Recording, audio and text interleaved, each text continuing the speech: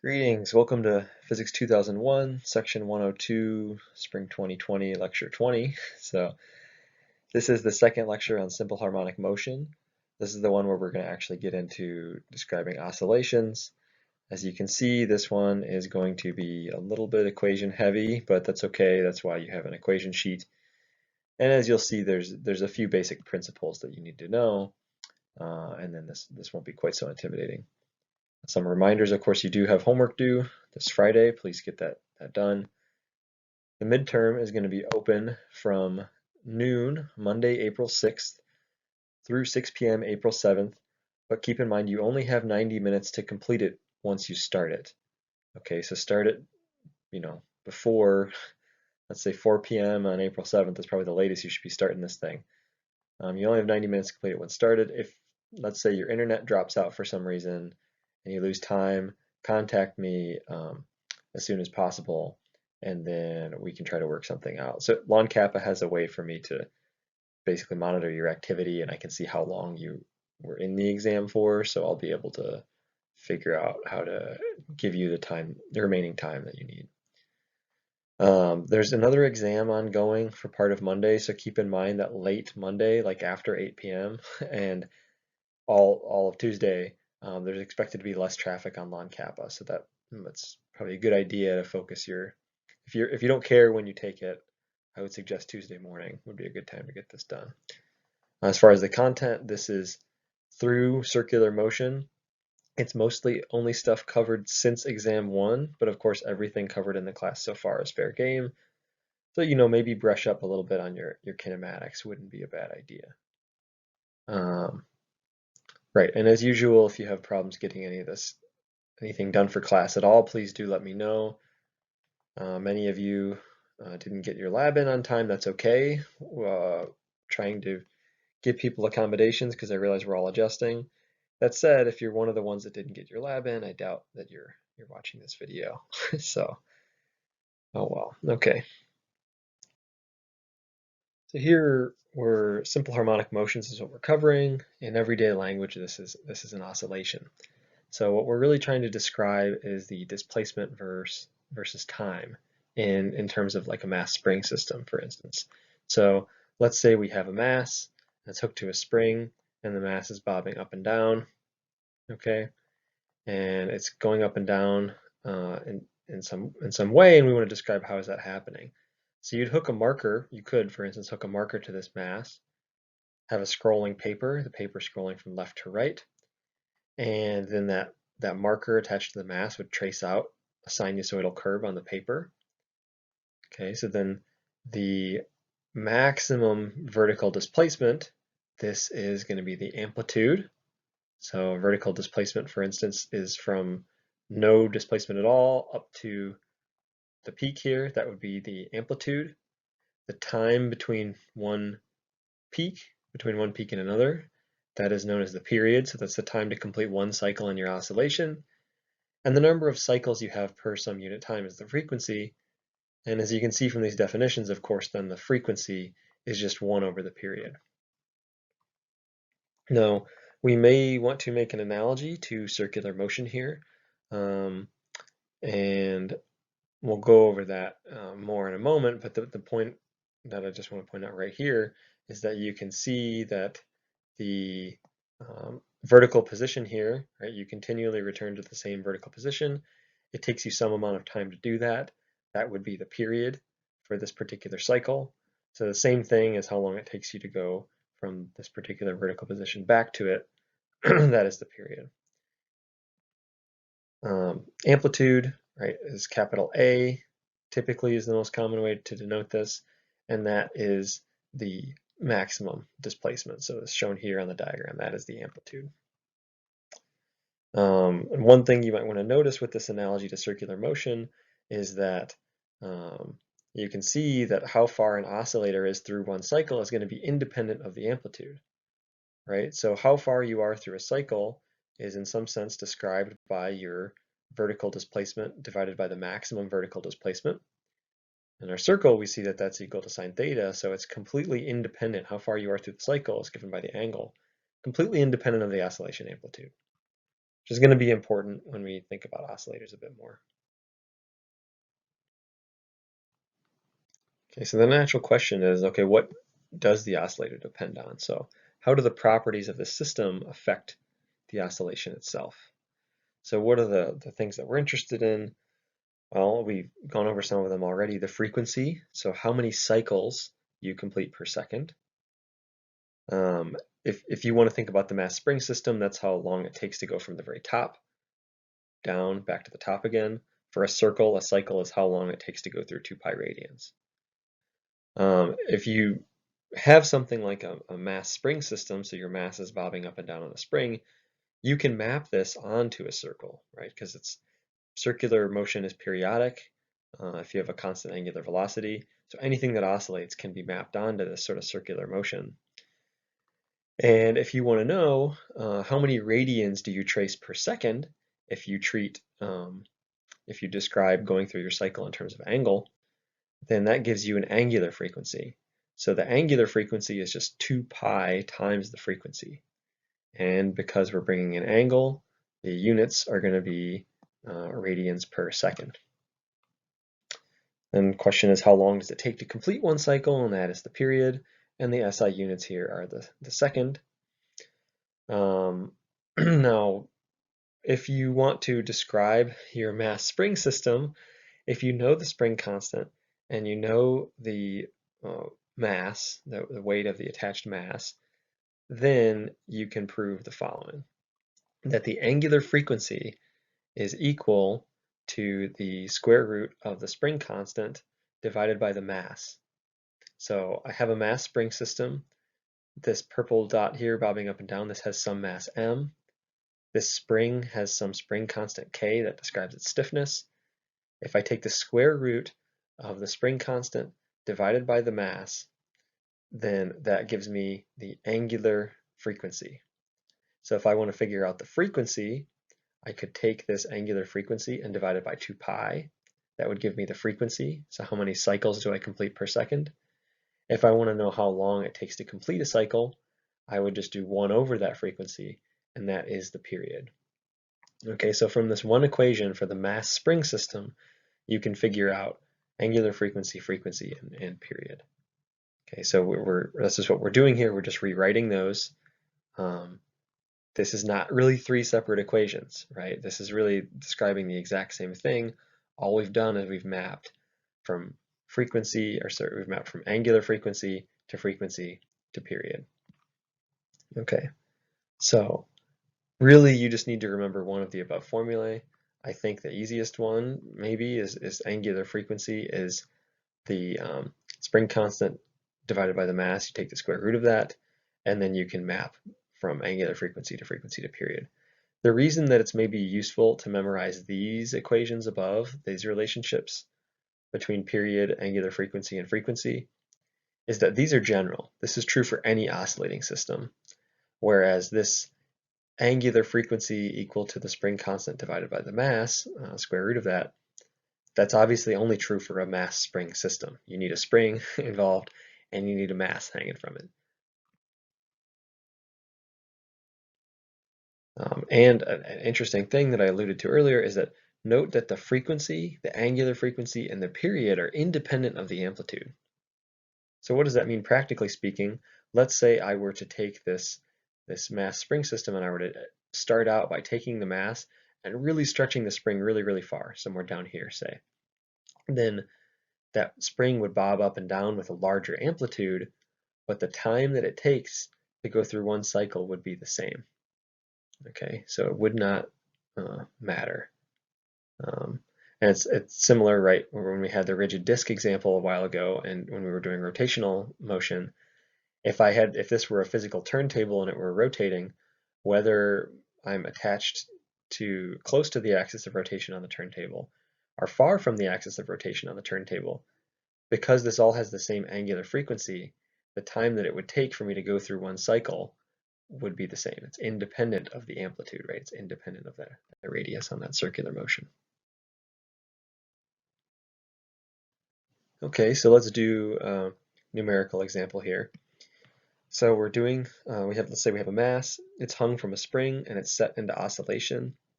It oscillates with some frequency that we're just going to call f sub 1.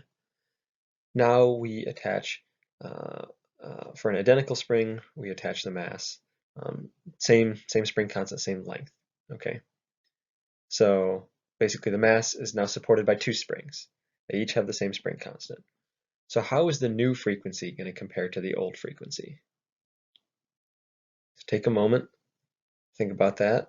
I'm going to assume that you've paused the video and that you've come back. And you'll see that the new frequency is the square root of 2 times the original frequency. So why is that? It's because if I have a mass and it's now supported by two springs, I've really doubled the spring force, right? So I now have 2 times the amount of springage, if you will, pulling back on this mass. So this effectively doubles the spring constant. And so our new spring constant is essentially twice the original spring constant for this effective spring. And so our new effective spring, which is really 2 springs, but we're treating it as 1, it's stiffer, and so we're going to have a greater oscillation frequency, because remember the angular frequency is the square root of the spring constant divided by the mass. So, and then what we do is the angular frequency is the square root of the spring constant divided by the mass, and then the frequency is 1 over 2 pi times that angular frequency. And so then we can solve for, in the second frequency, we put the new spring constant in. We then do this substitution, right? The new spring constant is twice the original. And so then we can solve and see that the new frequency is square root of 2 times the original. And why does this matter here, practically speaking? Well, you note that if you have a larger spring constant, then your frequency here is going to be larger. Okay, so practically speaking, what does that mean? Remember, a frequency is cycles per second, so it means you're going to oscillate more per unit time. And so that, in terms of like a car suspension analogy, is going to be a stiffer ride. It's going to be like a race car suspension, right? It's going to be incredibly responsive, which is going to be great if you're trying to drive fast around a track or through a dirt track, like off-road rally or something like that. But if you're trying to be comfortable going down the road, you don't want to be that responsive. You want to smooth out the response to bumps in the road, and so that's going to be something for like a sedan. And then interestingly, this is a table I found in the bottom right. If you want to know the frequency for a typical car, you have the oscillation frequencies there. And therefore, if you know the mass of your car, you could take it to be around a ton. That's probably true. You could actually calculate the spring constant of the suspension of your car, which is kind of cool. And maybe I should do that as a problem in the future, kind of like that. Okay, so for the mass spring system, so far we've described the period and the frequency of the oscillation, but we may also want to describe the actual physical motion of the mass on the spring. So let's say we have a wall here, and then this mass is oscillating horizontally on a spring. So we're describing the vertical dashed line. This is what is the equilibrium position, so 0 displacement. And let's say our mass is bobbing back and forth, left and right. We may want to describe the actual physical motion of the mass. So what's its velocity at a given position through the oscillation? What's its acceleration? And we can do that by thinking about dynamics, some of the information we already know. So the spring force, right? This comes from Hooke's law. This is minus the spring constant times your displacement. And so therefore, the force is going to be greatest where the displacement is largest, right? So when x is as big as possible, that's when you're going to have the largest spring force. And you have the largest spring force at the amplitude. That is the definition of the amplitude. It is your largest displacement. And remember that it's always true that force is mass times acceleration. That's one of Newton's laws. So we can then set mass times acceleration equal to minus the spring constant times the displacement. So that means that the acceleration is minus the spring constant times the displacement divided by the mass of the mass in our mass spring system. And so what can we see here is that the acceleration, right, it's going to be greatest at the amplitude, okay? And it's also going to be true that the velocity is going to be 0 at the amplitude, right? Because what's happening is your spring is oscillating out, and you're going to switch at the amplitude. You're going to have maximum displacement. That's going to be the greatest acceleration, and you're going to have to switch from having a positive displacement now to well, you're going to have a large displacement, and then your displacement is going to be decreasing. And so your acceleration is going to be greatest here, but your velocity has to be 0, because you go, for instance, from oscillating out to the right, and then you turn around and go back. So if you have a positive velocity, for instance, and then it becomes a negative velocity, it must be 0 at the amplitude. So practically speaking, you can see that the acceleration needs to be greatest at the amplitude, the velocity needs to be 0 at the amplitude. Okay, so what's our mass going to do? It's going to have 0 velocity at one amplitude, so at the extreme point in its motion. It's going to have the maximum velocity at 0 displacement, okay? Because, for instance, imagine the spring is out to this end, the spring is trying to compress again, it's trying to go back to its original position, so the mass is going to continually accelerate until it gets to the equilibrium position. It'll have maximum velocity, and at this point you're trying to compress the spring, and so the acceleration is basically negative, so it's the mass is being fought by the spring at this point. So you can think of it as when you're stretched, the spring is helping to bring the mass to the left. When you're compressing, the spring is trying to avoid that and it's pushing back. And so your velocity is 0 at the amplitude, and then maximum at equilibrium, and then you compress again back to 0 velocity, and then extend, and again reaching maximum velocity at the equilibrium position, and so on. So at 0 displacement, right, your displacement x is equal to 0, and therefore the acceleration is 0 at 0 displacement, right? So at this point here, your spring, again, is helping you, so you're accelerating to the right, and then now you switch over to the acceleration being pointed, fighting. So I said that wrong. You start here, you're accelerating towards the left, the spring is helping you. Once you reach the equilibrium position, the spring is fighting you, right? That acceleration is now pointed towards the right.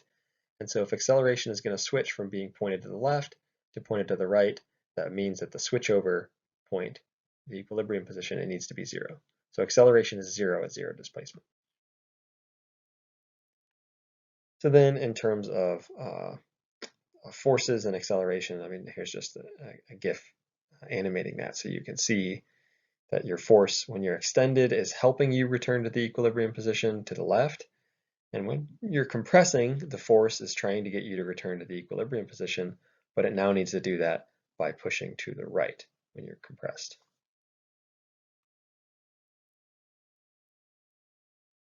Okay, so let's just answer some semi-quantitative questions here. So for the first one, we have a graph. The vertical position is the displacement of our spring, our mass in the mass spring system. And the question is, at which points is the magnitude of the force at a maximum? So where do you have the greatest force in the mass spring system?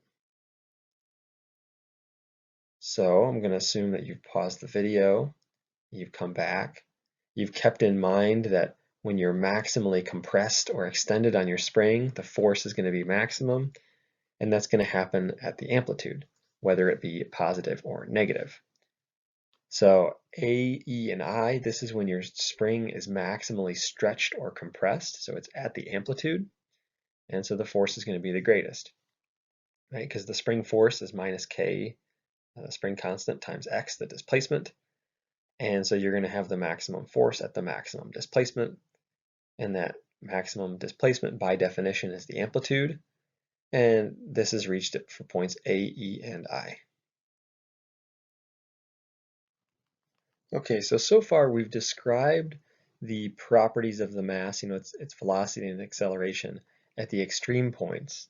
So we know what the velocity and the acceleration are at the amplitude and at 0 displacement. but the question is, how do you describe this motion of the mass versus time? And how do you figure out the velocity and acceleration at the in-between locations when you're not at the extremes? Okay, so how do we figure that out? Well, we're going to do an analogy to circular motion in order to solve this problem. So our spring position versus time, right, this oscillates with an angular frequency of 2 pi times the frequency, and the frequency is 1 over the period. And so if we're doing circular motion, we want to describe how long it takes us to sweep through a circle. Well, that would be given by this formula here. Your position at a given time is going to be equal to the amplitude, so the maximum displacement, times the cosine of the angular frequency times time. Okay, that is going to be that's how you're going to describe your vertical position, because that's the function for a sinusoid, and it's also how you describe your position in terms of circular motion, what angle you're located at in circular motion. And so you can see why this works here is we have a mass spring system. It's bobbing back and forth. It's going from the positive amplitude to the negative amplitude, which are the same in magnitude but opposite in sign. And what we're doing here is we have our circle that is executing the same sort of thing. So it's going from the maximum positive x direction to the basically most negative x position in the same amount of time. And we can describe our horizontal displacement with cosine of theta, right? So where we're at is if I, for instance, go to this location on the circle, my horizontal displacement is going to be the radius of that circle times cosine of theta. So now if I want to describe in terms of time where I'm at, because I'm going through the same amount of angle in the same amount of time, so my omega is constant, then I can describe this temporally by substituting instead of omega, or instead of theta here, right, I can do omega times time, right? Because remember, this is angular frequency, this is the change in angle divided by time. So if I do change in angle divided by time, multiplied by time, that's just an angle. And so that's why we can do that substitution in here. So then our horizontal position in the circle is equal to the cosine of the angular frequency times the time, where time 0 is when you start at 0 angle. And as you can see in the GIF, this is also describing the mass spring system. So your displacement here is described by the exact same function. And the more common formula to use here is really A for the amplitude. The reason I show this with X is because I stole this nice figure from the book, and the book uses capital X, but usually capital A is used for displacement. And remember that the velocity is the change in position versus time, and the acceleration is the change in velocity versus time. And so if you want to then get the equations for the velocity versus time and acceleration versus time, you need to use calculus, and you need to use the first and second derivatives here. Of course, we don't do that in this class, but in case you're curious, there I have written what the first and second derivatives are. Practically speaking, what you need to know are these equations here, that the velocity of the mass in the mass spring system at any given time is going to be equal to minus the angular frequency times the amplitude times the sine of the angular frequency times time. Okay, be careful that you're using radians here, that you're gonna want to use radians. The acceleration, because of the second derivative here, it's minus the angular frequency squared times the amplitude times the cosine of the angular frequency times time. And if you plug in the quantities that describe basically when you're at the maximum displacement or the minimum displacement, you will see that these equations tell us what we already figured out on the previous slide, that your acceleration is going to be maximum at the amplitude, it's going to be 0 at 0 displacement, your velocity is going to be 0 at the amplitude, and it's going to be maximum at 0 displacement. These equations describe that, but they also tell you the position, velocity, acceleration at any time in your oscillation. So I realize there's a lot of equations here we've thrown at you for the mass spring system. So what I wanted to do here is just summarize all this on one slide. So nothing is new on this slide, but these are things that you should write down. This is basically one little concise way to describe the mass spring system in one slide. I guess the only thing that is kind of new is that right, you can see that because sine and cosine, they can only take on values between -1 and 1, then the maximum of any of these equations, you can basically just set the cosine or sine to 1, and you'll see that your maximum displacement is the amplitude. We already know that, that's a definition.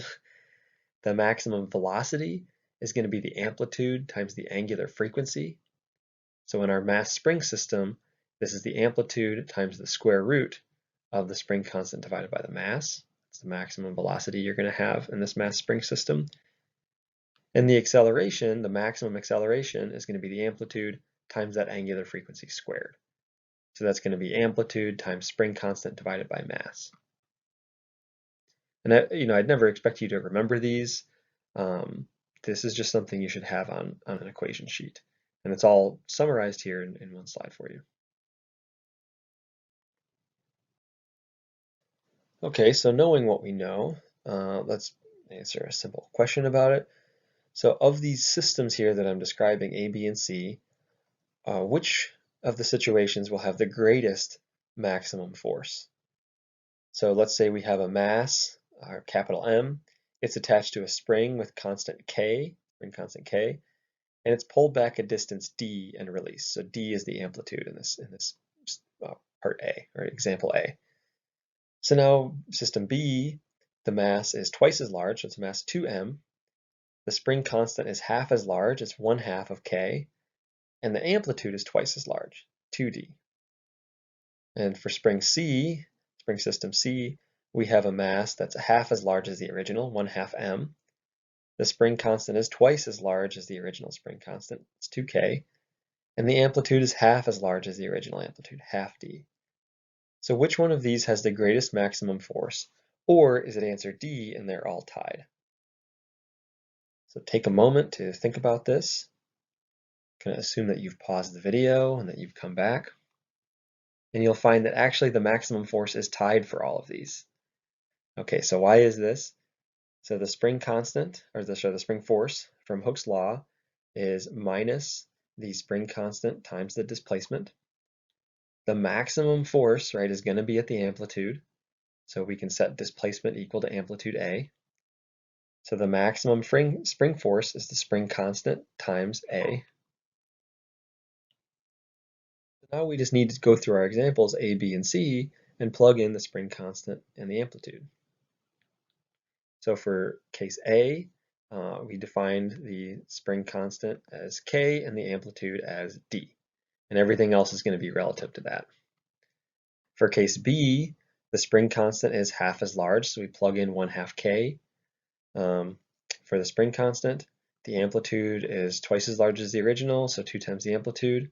And so again, the 2 and the 1/2 cancel, you get the maximum force is just spring constant times displacement, or K times D. And C, similarly, things cancel. And one thing to note here is that the force is independent of the mass. That didn't factor into this problem whatsoever. So the maximum force for each of these is the same. Okay, so now let's answer this graphically. So be careful reading the vertical axis here. So the horizontal axis is time, but the vertical is velocity of the mass in our mass spring system. So the question is, at what point or points is the magnitude of the force at a maximum? So keep in mind you're not looking at displacement here, you're looking at the velocity. So you need to think about, how does the velocity of the mass in the mass spring system, how does that relate to my displacement? And you know how the force relates to the displacement. So that's the way to sort of solve this problem. So take a moment and think about it. You can assume that you've paused and that you've come back. And you'll see that it's C and D. Okay, so remember the key here is we're looking at the velocity versus time. And remember that when you have your mass spring system, it's oscillating back and forth, back and forth. At maximum spring extension, that's when you're going to have the maximum spring force, right? Because your spring is really fighting as hard as possible to pull back. Or similarly, at maximum compression, you're going to have that same maximum spring force. The spring is really fighting to send the mass outward, and finally it's turned the tide and turned it around. But at the maximum extent, your velocity goes from, in this case, being positive to negative, or if you're compressed, from negative to positive. And at the turnaround point, that velocity has to be zero. So the maximum extent, right, that's the turnaround point. That's when your velocity is zero, and that's at the maximum extent, and so that's when the force is at a maximum. So remember, the spring force is minus the spring constant times the displacement. Maximum force at maximum displacement, so we'll put amplitude in for displacement. Remember, at the amplitude, your mass is turning around. It's stopped for just an instant, and therefore the velocity is zero at the amplitude. Whether you're talking about positive amplitude or negative amplitude, it's zero at that point. So the velocity must be zero at the amplitude, and so that leads us to C and G.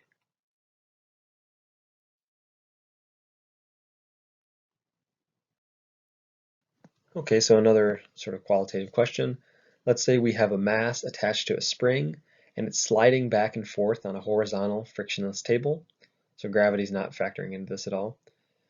The kinetic energy is going to be maximum when? At maximum compression, at maximum extension, at equilibrium, or at both extremes, compression and extension.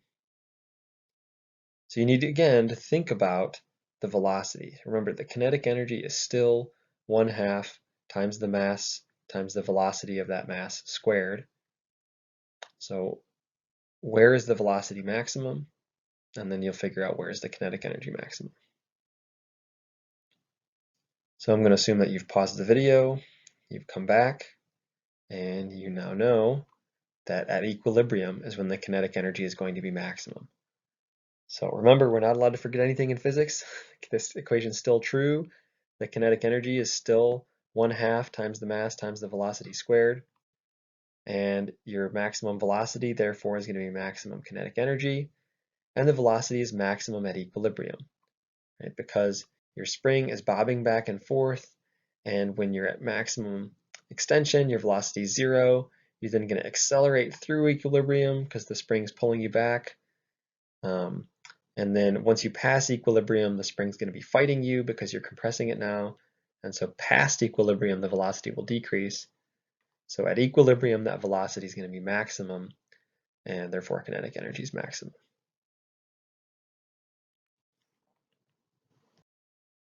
Okay, so we know the mass has some energy, some kinetic energy in our mass spring system, because it's moving and it's a massive object, therefore it does, fine.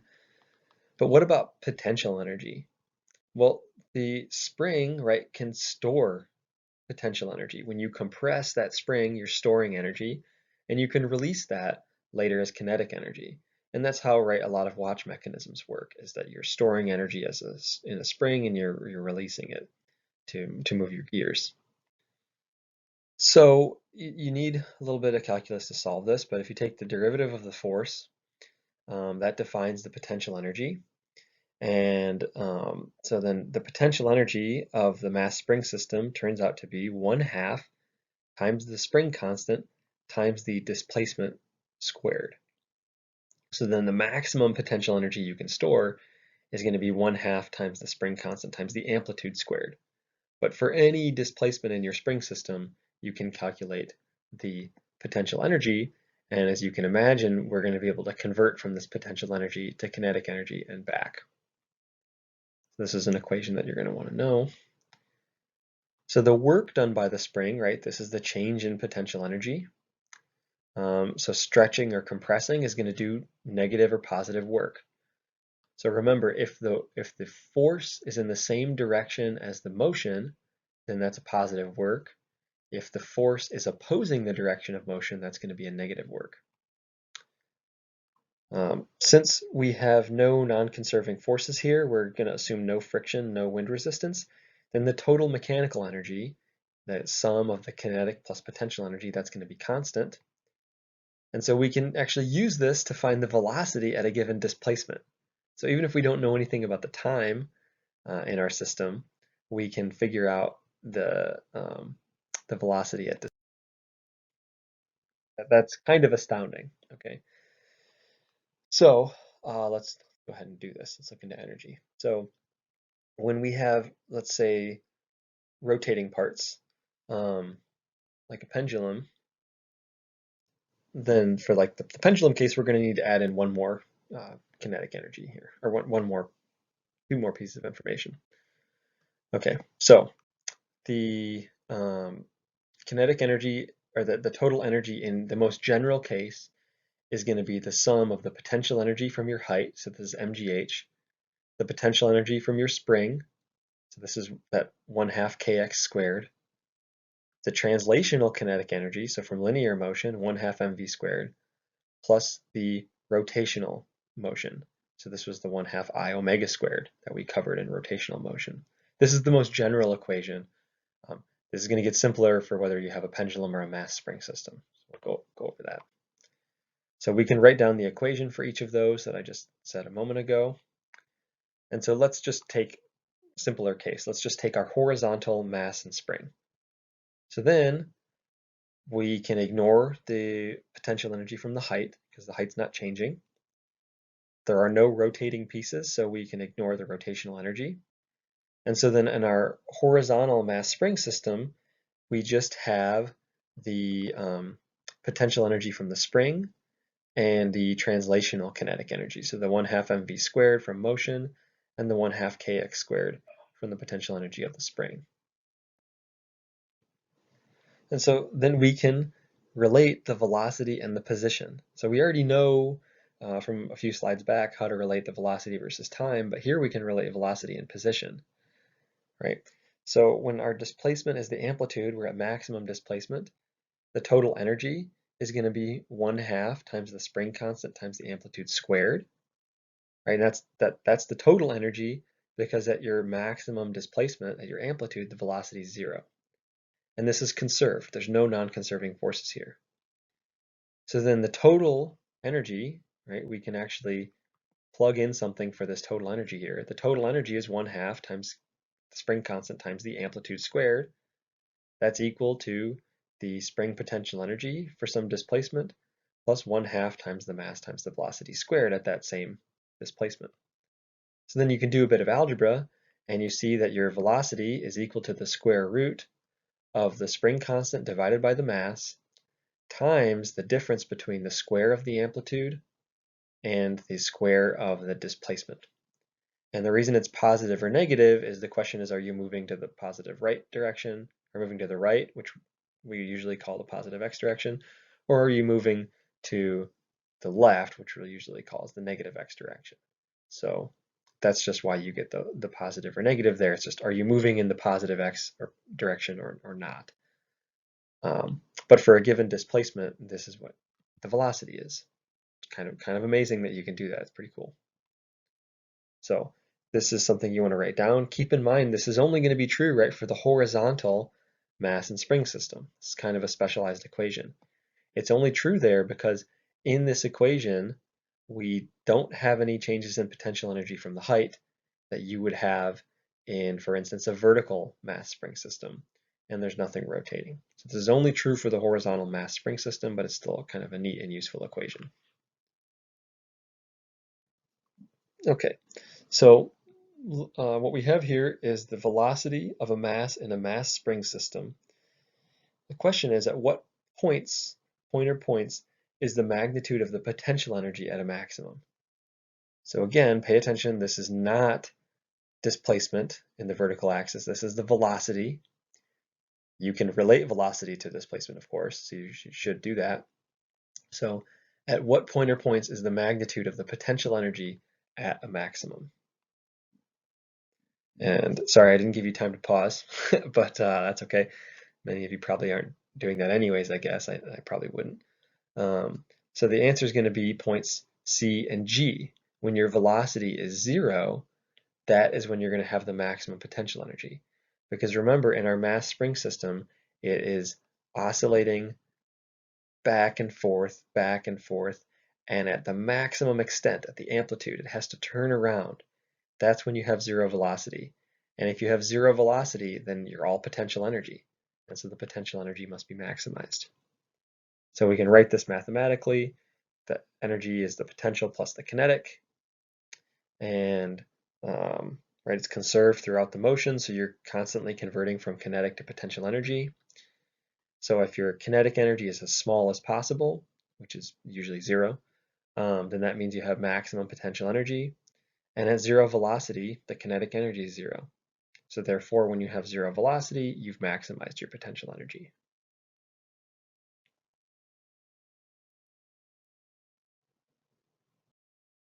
Okay, so we've covered the mass spring system. That's a very common oscillator and one that we can understand relatively straightforwardly with mathematics. So the next one that we can do, and the only other one that we're going to cover, is a pendulum. So this is basically any periodic swinging thingy. Okay, so like something that's shown here, where we have that rod, that black rod is a rigid object, and that gray sphere is a mass swinging from that rod, and it's executing oscillations with some period, and where we're at through the oscillation is described as an angle relative to the vertical, relative to basically just hanging straight down. And the mass of the object is going to be critical here for understanding the motion. So, for instance, a physical pendulum is like an arm with a weight on the end. So a clock is the classic example that we use, a grandfather clock. So when we talk about a simple pendulum, that's the one we deal with, the mass is all going to be concentrated at one point. So for simplicity's sake, we're basically going to say that this black rod is essentially massless and that all the mass is concentrated at one point. That's not exactly true, right? For real life, usually you do have some mass along this rod. You always have some mass, and it's usually not negligible. But we're just going to treat the simple pendulum, where basically this gray sphere is so much more massive than the rod that you can ignore the mass of the rod. If you didn't do that, it gets a little more complicated because you have to take into account the moment of inertia of the rod. So we'll just stick to the simple pendulum case, and you'll get the basic physics down that way. So right, our pendulum's oscillating. We're also going to deal with small angles, okay? So this theta is never going to get very large. And we do that because then the pendulum undergoes simple harmonic motion. Okay, so we're going to work with these small angle cases. So what do we mean by small? This small angle approximation is, it comes from working in units of radians. And if you take, for instance, a trigonometric function of the angle, so like sine of theta, will be close to theta if you're using radians and you're at a small angle. Similarly, tangent of an angle for small angles is roughly the angle. And as long as that's true, then the small angle approximation is true, and your pendulum is executing simple harmonic motion. So practically speaking, anything we give you, just assume small angle approximation is good. If you want to apply this to everyday life, you can do what I just said about trigonometric functions, or take my word for it that if your angle is less than about a quarter of a radian, which is less than about 14 degrees, then the small angle approximation is pretty much true. And as I noted, so if you take sine of theta and you get something that's close to theta, when you're working in units of radians, then that's what tells you what is a small angle.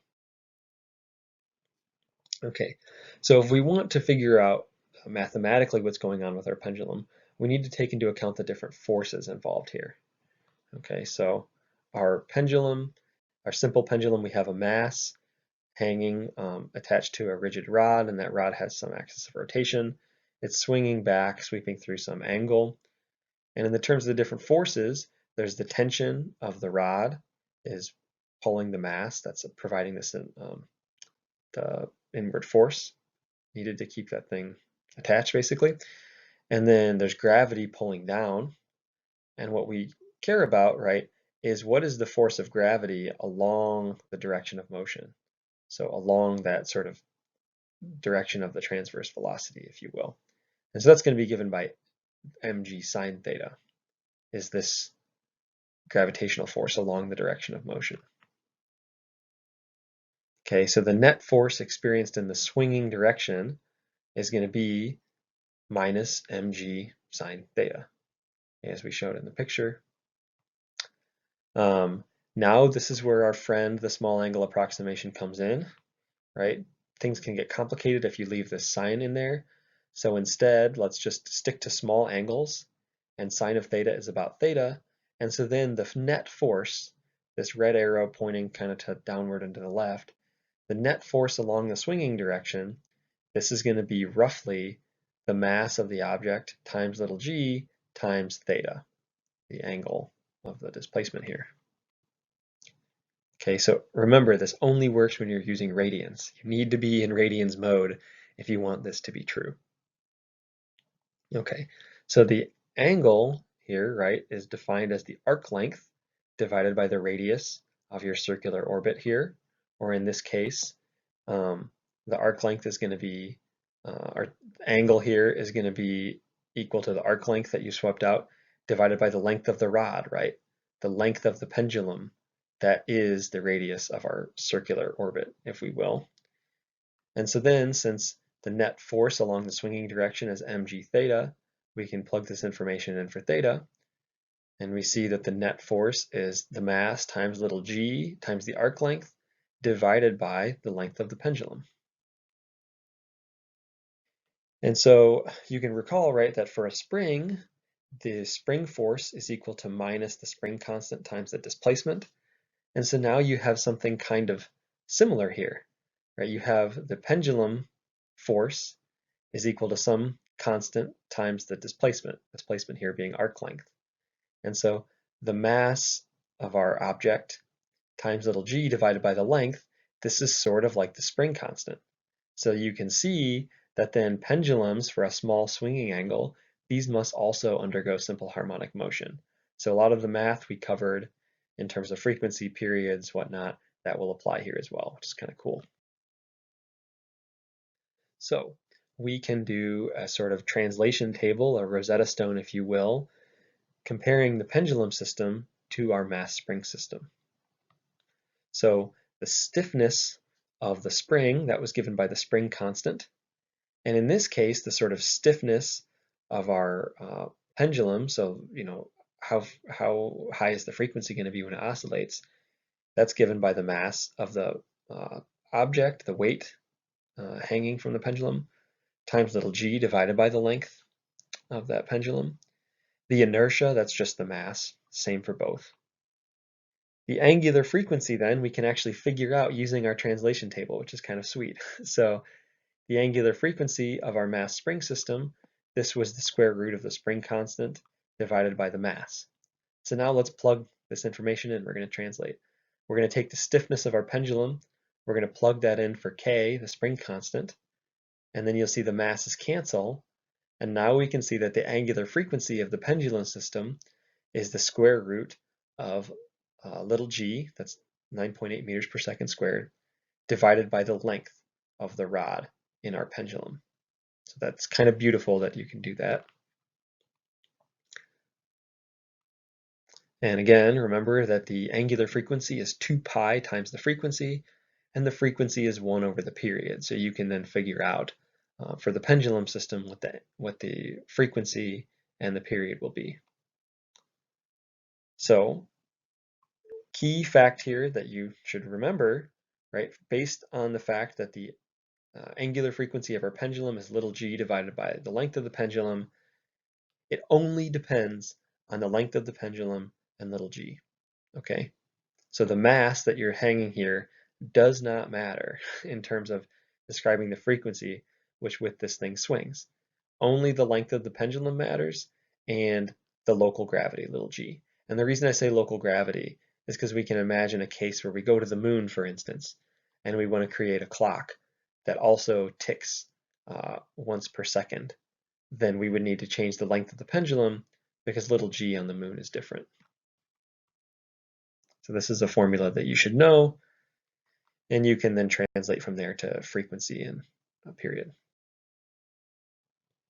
So let's just go ahead and do that moon example because it's a fun one. So we have two identical pendulum clocks that are set in motion. One is on Earth and one is on the moon. So keep in mind that the acceleration due to gravity on the moon is only 1.67 meters per second squared. It's 1/6 of Earth's local acceleration due to gravity. So the question then is, if we have the same exact pendulum clock, so same length of that swinging arm, which of the following statements is going to be true? Is the clock on the moon going to run faster than the clock on the Earth? So you're going to have more cycles per second? Is the clock on the moon going to run at the same speed as the clock on the Earth? Or is the clock on the moon going to run slower than the clock on the Earth? Or are you going to have fewer cycles per second? So take a moment to think about it. I'm going to assume you've paused the video and that you've come back. And you'll see that it's C. Clock on the moon is going to run slower than the clock on the Earth. That's because the angular frequency is little g divided by the length of the pendulum. On the moon, little g is smaller. It's 1/6 that of the Earth, so the angular frequency is going to be smaller. And we can go ahead and calculate the period, right? The period is 2 pi divided by the angular frequency. And so if you have a smaller angular frequency, then that's going to be a larger period. So therefore, the clock is going to take longer to do 1 tick on the moon, and therefore it's going to run slower. Okay, so let's say you're not satisfied with that. Let's say that you want your moon clock to tick also with a period of 1 second. So then by how much do you have to shorten the length of the pendulum on the moon clock in order to get it to tick at the same rate as the Earth clock? So how much do you have to change L by, given the fact that little g is different on the moon? So I'm going to assume that you've paused and you've come back. And 1/6, the pendulum length has to be 1/6 as long. Okay, so the angular frequency is little g divided by the length of the pendulum, the square root of that. The little g on the moon is 1/6 of that on Earth. So we need the length of the pendulum to be 1/6 of the length of the pendulum on Earth, and then those factors of 1/6 will cancel.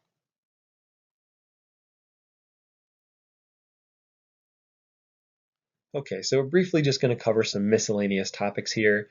These are ones that are just kind of vocabulary for you to know. There's nothing really quantitative here. So there's a thing called a resonance. So most oscillatory systems have a frequency that they easily oscillate at, and that is known as the resonant frequency, or sometimes as the natural frequency. So what it means is that if you apply a force periodically to a system at that resonant frequency, it's going to be on resonance and the energy is going to build up. Okay, so sometimes this is a good thing. This is how musical instruments work, to make a loud note, basically.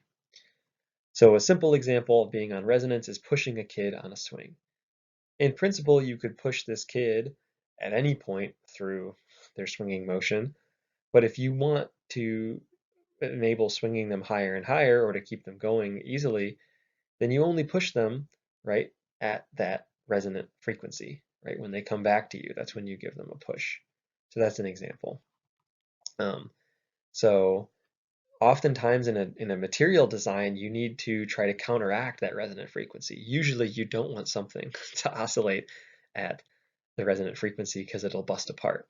So it can be a good thing to oscillate at resonant frequency like an instrument, or it can be bad.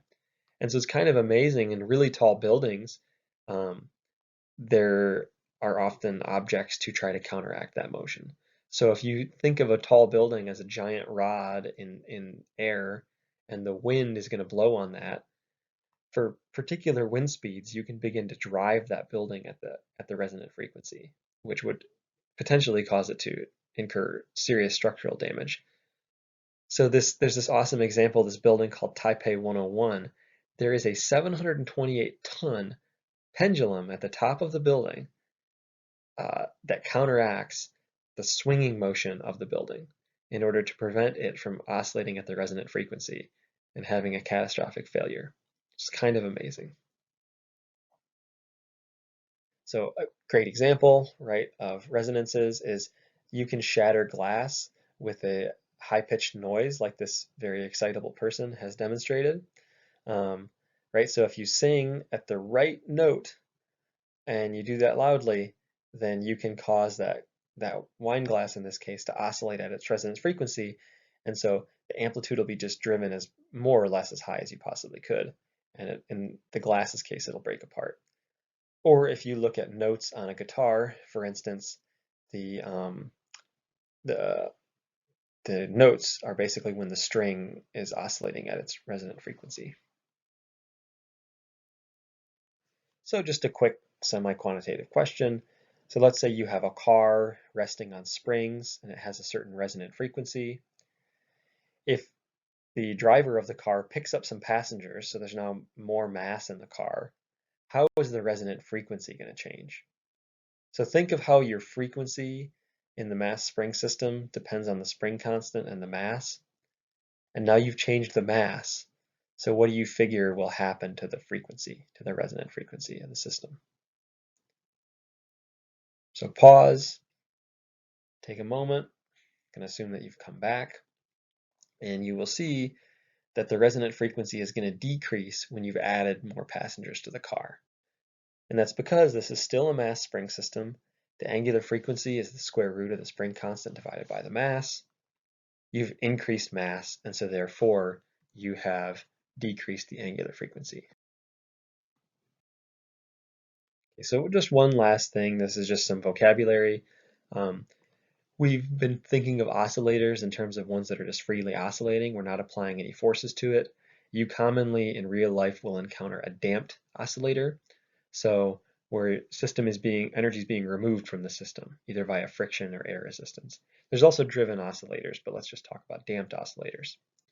So your oscillation amplitude is going to steadily decrease. And there are three different kinds. This is just qualitative.